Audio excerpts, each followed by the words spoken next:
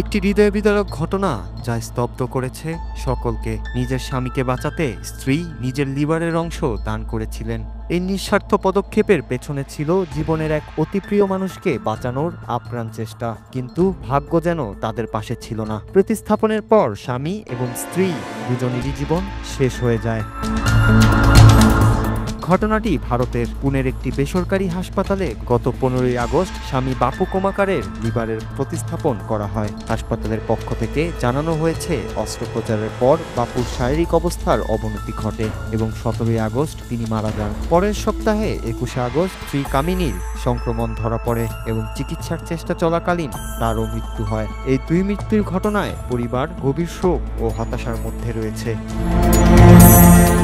মহারাষ্ট্র স্বাস্থ্য দপ্তর ঘটনাটি অত্যন্ত গুরুত্বের সঙ্গে অনুসন্ধান করছে। হাসপাতাল কর্তৃপক্ষকে সোমবারের মধ্যে সমস্ত চিকিৎসা সংক্রান্ত তথ্য জমা দিতে বলা হয়েছে। পাশাপাশি রোগীদের বয়ানের ভিডিও সংগ্রহ করা হবে। স্বাস্থ্য দপ্তরের ডেপুটি ডিরেক্টর নাগনাথ ইয়েম্পালে জানিয়েছেন, তদন্তের মাধ্যমে এই ট্র্যাজিক ঘটনার প্রকৃত কারণ উন্মোচিত হবে।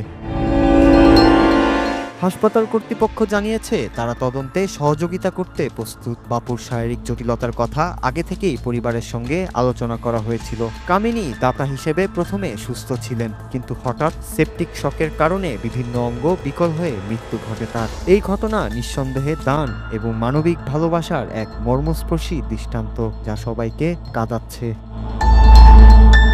নূর Raju, Bangla TV news desk.